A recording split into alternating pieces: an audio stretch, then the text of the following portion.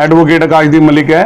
मैं district courts और high court Delhi के अंदर कार्यरत हूँ, यहाँ प्रैक्टिस करता हूँ। मेरा प्रैक्टिस एरिया जो है सेशन कोर्ट से दिल्ली हाई कोर्ट तक का है। आज की जो प्रेस वार्ता रखी है उसका उद्देश्य क्या है?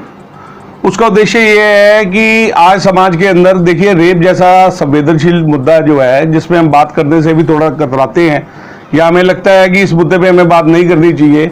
और भारत जैसे देश में जिसमें एवरेज 88 से लेके 100 रेप रोज होते हैं, बड़ी शर्म से मैं कह रहा हूँ, मुझे भी इस बात का बड़ा दुख है, पर कहीं ना कहीं अगर लॉ है इन चीज़ों की रोकथाम के लिए, तो उसका यूज़ है तो मिसयूज भी है। आज हम जिस मुद्दे पे बात करते जा रहे हैं वो मुद्दा है false allegation of the rape. ये स्त्री पक्ष पुरुष पक्ष पे किस लिए लगाता है, उसके कई कारण हो सकते हैं। कई लोग जैसे हनी ट्रैप आपने सुना होगा, आप सब पत्रकार लोगों ने हनी ट्रैप्स के बारे में सुना होगा, लिव इन रिलेशनशिप के बारे में सुना होगा। तो ये चीज़ें बेबुनियाद होती हैं और ज़्यादातर नहीं चल पाती, समाज में इनकी कोई प्रतिष्ठा नहीं होती और समाज इनको रिकॉग्नाइज नहीं करता। तो कभी कभी जब ये इनके आपस में सेपरेशंस होते हैं, सेपरेशंस होने के बाद ये फॉल्स एलिगेशन लगाए जाते हैं, गुस्से के अंदर, पैसे के कारण, रिवेंज के कारण या कंसेंशुअल ना होने के कारण, इन सारी चीज़ों के बारे में जो है इन सारी चीज़ों के गलत आरोप लगाए जाते हैं, जिससे पुरुष पक्ष को बड़ी ही क्षति पहुंचती है। जो इनोसेंट होता है, या मेरा मानना यह है कि जिनकी बिल्कुल बेकसूर आदमी होता है उसका जीवन खराब हो जाता है इस तरह के एलिगेशंस को लेके। सरदार उनको जो है समाज हमारा बड़ी कुंठा की नज़र से देखता है, उनके परिवार को बड़ी कुंठा की नज़र से देखा जाता है। उस व्यक्ति के साथ लोग जो हैं ज़्यादातर अपने संबंध विच्छेद कर लेते हैं। मेंटली, फिजिकली कई तरह की हरासमेंट उसको झेलनी पड़ती है, उसके परिवार को झेलनी पड़ती है। तो मैं इस मुद्दे को लेके बड़े संवेदनशील हूँ और बड़ी मैंने रिसर्च करने के बाद अभी 3 केसों में, जिसमें से एक गुड़गांवा और एक केस आपका दिल्ली का है और एक केस सोनीपत का है, मैंने 376 यानी कि आईपीसी रेप के अंदर बैक टू बैक 10 दिन के अंदर, एक जुडिशियल टर्म भी रिमांड की हुई उनकी पूरी नहीं हुई, 14 दिन का वैसे जुडिशियल टर्म होता है उनका रिमांड का, 10 दिन के अंदर उनकी मैंने जो है बेल कराई है। इसके लिए मैं सारा थैंक्स अपने कानून को और जुडिशरी को देना चाहता हूं कि जिन्होंने हमारे पे ट्रस्ट किया, जिन्होंने इनके लिए जो है देखा, इसकी महत्वपूर्ण चीज़ों को उन्होंने परोसा और परोसने के बाद अपनी इंक्वायरी कंडक्ट करने पे कानून ने और जुडिशरी ने अपना संज्ञान लेने के बाद उनको बेल प्रोवाइड की। किसी का कोई क्वेश्चन सर? बताया कि 3 केस ऑलरेडी इसमें आपने हासिल की, कहीं ना कहीं सफलता ही से कहा जा सकता है। जी जी जी। इस मुद्दे को लेकर के कोई जनहित याचिका या कुछ ऐसी भी आप कुछ योजना बना रहे, कुछ देखिए ये किसी एक का प्रयास नहीं है। मैं चाहे वकील हूँ, आप चाहे प्रेस रिपोर्टर हैं, समाज में और लोग भी हैं, अल्टीमेटली तो हम एक समाज का हिस्सा है। तो हम सबको मिलके इसको सोचना पड़ेगा, इसके ऊपर एफर्ट्स करने पड़ेंगे। हम कानूनी एफर्ट्स करेंगे, आप सोशली एफर्ट्स करिए, डोर टू डोर इस चीज़ों के लिए बात पे मुद्दा कीजिए। जब बात मुद्दे पे आएगी, बातचीत होगी, कन्वर्सेशन होगी, तो फिर इसके खिलाफ जो है इन चीज़ों के लिए लड़ने के लिए जो प्रिस्क्राइब्ड लॉ है उसके अकॉर्डिंगली हम आगे भी बढ़ेंगे। सर, जैसा कि कहा जाता है कि 100 गुनहगारों को सजा हो जाए, मगर एक बेगुनाह को सजा नहीं होनी चाहिए। बिल्कुल, हमारा कानून जो है इस बात को बिलीव करता है, तो हमारा जस्टिस इस बात में बिलीव करता है। जैसा आपने फॉल्स रेप की बात की, जी जी, अगर ये मामला किसी के ऊपर अगर लगाया जाता है तो क्या उसके लिए कानून को या कहीं व्यवस्था को थोड़ा लचीला करने की जरूरत है? क्या व्यवस्था को लचीला करने की सर इसलिए जरूरत है क्योंकि जब आप रेप का एलिगेशन किसी पे लगाते हैं ना, तो डायरेक्ट उसकी पहले तो अरेस्ट होती है, उसमें ये कोई बेलेबल ऑफेंस नहीं है, इसमें जमानत का कोई प्रावधान तो है नहीं। तो ना आजमानदी होने के कारण उसके अंदर सबसे पहले तो उसको अरेस्ट कर लिया जाता है, उसकी सफाई के नाम पे उसको किसी तरह का कोई मौका नहीं दिया जाता। उसकी इन्वेस्टिगेशन केस की शुरू होती है उसकी अरेस्ट के बाद, जो कि कानूनन तौर पे जो प्रिस्क्राइब लॉ है उसके अकॉर्डिंगली तो वो ठीक है, पर सामाजिक तौर पे आप देखो तो मुझे मेरे बारे में, मेरे विषय में कुछ कहने का मौका ही नहीं मिला। मैं कसूरवार हूं या बेकसूर हूं, यह कानून तय करेगा, ये जुडिशरी तय करेगी, ये जस्टिस तय करेंगे, ठीक है। पर मेरे को इनिशियली तो आपने मौका ही नहीं दिया कि मेरा एक शब्द भी सुन लो।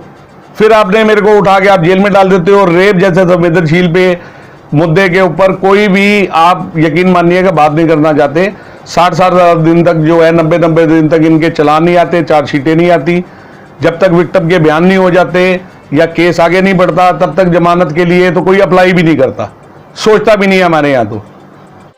तो लोग कहीं पीछे से बेवकूफ़ी कहते होंगे कि अभी तो चार्जशीट नहीं आई, अभी तो ये चीज नहीं हुई, वो नहीं हुई, ये किस तरह से जा रहा है और किस कॉन्फिडेंस पे जा रहा है। तो मेरा कॉन्फिडेंस अपनी जुडिशरी पे है, अपने इस देश के कानून पे है, अपने देश के संविधान पे है।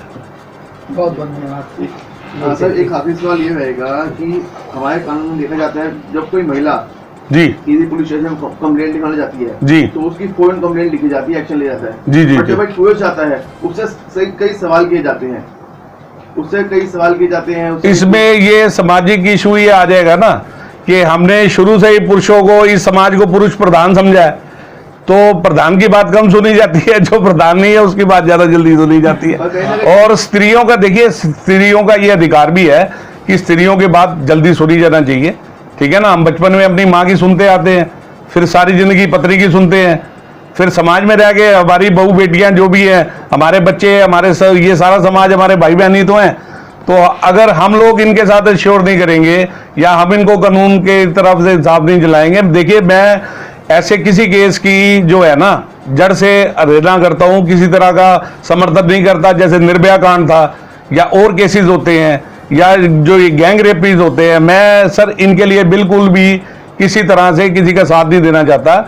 हाँ, अनटिल एंड अनलेस मेरे को लगता है कि नहीं, ये इसकी जो इसके तथ्य हैं या जो इसके सबूत है वो ये इशारा करते हैं या इसकी सारी चीजें ये बतला रही हैं कि ये कहीं ना कहीं किसी तरह से बेकसूर है, तो मैं उसकी वकालत करता हूं। अगर ऐसा कोई रेप का मामला आ जाता है जिसके लिए किसी विक्टिम के पास पैसे भी नहीं है, तो मैं आपके माध्यम से कहना चाहता हूं, पॉक्सो का या किसी भी तरह का मामला आता है तो मैं निःशुल्क उनकी पैरवी करता हूं। मुझे 1 रुपया नहीं चाहिए, ईश्वर का दिया हुआ बहुत कुछ है, मैं निःशुल्क पैरवी करूंगा। आप किसी को भी मेरा नंबर दे सकते हैं 24/7, मैं उनकी हेल्प के लिए खड़ा हूँ। मेरा नाम पंकज उपाध्याय है जी सर। वक्ता मैगजीन के कानूनी पिटारा पेज के लिए मेरा सवाल था। जी सर। क्या इस मामले में आगे आने वाली जो चुनौतियां होती हैं, जैसे जो आपने कुछ वेल कराई है, इसमें फॉल्स आते हैं कि ये इस तरीके के केसेज नहीं है जी, चल रहा है, क्या होना चाहिए? वकील होने के नाते आप क्या सोचते हैं कि जो विक्टिम है? सर विक्टिम की देखिए, जब उसकी शारीरिक और उसकी जो है मानसिक क्षति है ना, उसका कोई कंपनसेशन आप कर नहीं सकते, उसका कंपनसेशन आप लगा ही नहीं सकते, अंदाजा ही नहीं लगा सकते कि किसी एक विक्टिम के ऊपर अगर ऐसी क्षति होती है या ऐसा कुछ अटेम्प्ट होता है तो उसकी मनोस्थिति क्या होगी या किस तरह की उनकी चीजों से करती है। वो उसकी सिर्फ शारीरिक क्षति नहीं है, उसकी मानसिक क्षति भी है। तो इस चीज को कंपनसेट तो नहीं किया जा सकता। बाकी कानून को और ज्यादा ठोस तरीके से या उसके एक्सेप्शंस को देखते हुए जुडिशरी को थोड़ा सा उसके अंदर चेंजेस करके ऐसा कोई प्रावधान देखना चाहिए कि जिससे उसकी किसी क्षति का कहीं ना कहीं उसको कंपनसेट किया जा सके। जी वकील साहब, मेरा सवाल है जी सर कि आपने तो दोष लगा दिया है, मैं जेल चला गया, मेरी मानसिक शारीरिक प्रताड़ना हुई, जैसे हमारे मीडिया मित्र ने पूछा, लेकिन इसका जो है कहीं न कहीं कानून क्रांति में आपने दोष लगाया और दोष सिद्ध नहीं हुआ, तो कहीं कहीं आप दोषी हैं, आपके अंदर कुंठित भावना है, आपका मेरे प्रति नकारात्मक सोच है, जिसकी वजह से आप मेरे प्रति आपने एलिगेशन लगाया, तो वो भी उतना ही दोषी है जितना कि मैं। अगर विक्टिम होता, मैं अपराधी सिद्ध होता, मैं देखिए आप इस पक्ष को ऐसे मत लीजिए जी। अगर किसी स्त्री का रेप हुआ है या उसके ऊपर अटेम्प्ट हुआ है या कोई भी सेक्सुअल ऑफेंस के अंदर उसके साथ कोई गलत हुआ है, तो हम कभी उसको कंपनसेट नहीं कर सकते। हम उसको कंपनसेट शायद ऐसे कर लें कि उसे इंसाफ दिला दे जी, हम उसको इंसाफ दिला दे उसके। जी सर, मैं पूछना चाह रहा हूँ, आप मुझे वो बताएं, आप कानून भी देना जी, आप मुझे ये बताएं कि क्या कानून में प्रावधान है आज़ादी के 75 साल बाद हम लोग सब बना रहे हैं, और उसके बावजूद आपके जैसे लोगों को जो रेयर और अरेस्ट, जब मुझे पता चला इस तरह से 3 विक्टिम को इन्होंने वो किया है, तो मैं फौरन उसको एक्शन लिया और मैं आपसे मिलना चाहा जी। तो मैं सेंटिमेंटल आपसे मिलना चाहता हूँ, सेंटिमेंटल जवाब आप जी। कमेंट दें कि क्या प्रावधान है और क्या वो प्रावधान में कुछ चेंज प्रावधान में अगर आपको आपका मुकदमा कल को झूठा पाया जाता है तो मैलिशियस प्रोसिक्यूशन का मुकदमा चलता है जो कि आप फाइल कर सकते हैं। आप डैमेजेस क्लेम कर सकते हैं। डैमेजेस क्लेम करने के साथ आप उसके लिए मानसिक क्षति और उसके लिए जितना भी आपके वकील को आपने पैसा दिया हो या किसी भी तरह के आपके जितने भी मॉनेटरी लॉस हुए हैं उन सारी चीजों को आप क्लेम कर सकते हैं। हमारे कानून में ऐसा प्रावधान है जी।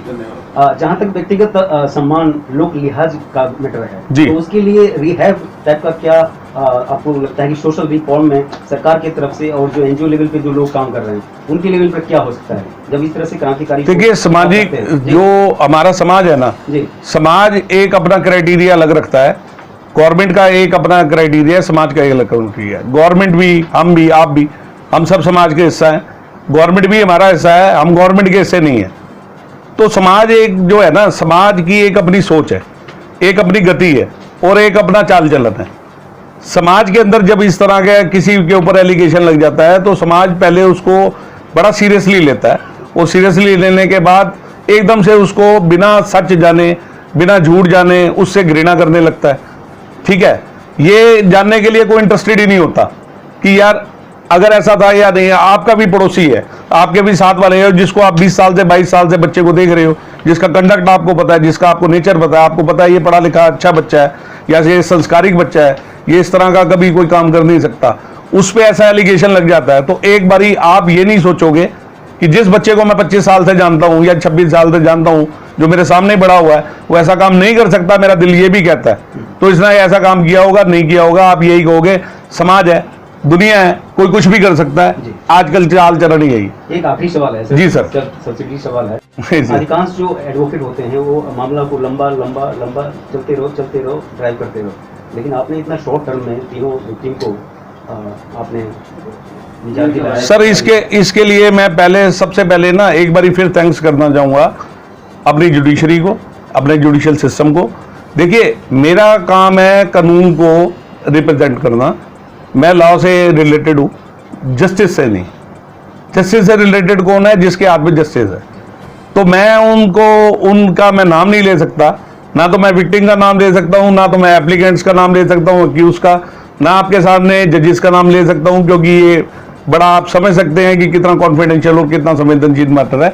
पर मैं तहे दिल से उनका जुडिशरी का थैंक्स करना चाहता हूँ जिन्होंने इस चीज़ का संज्ञान लिया, इतना बोल्ड हो गए उन्होंने जो है फैसला लिया, और फैसला देने के बाद उन्होंने पूरा पेज टू पेज प्रॉपर अपनी कंक्लूजन और प्रॉपर अपनी फाइंडिंग दी है कि अगर वो बिल दे रहे हैं तो किस कारण दे रहे हैं। धन्यवाद सर। प्लीज।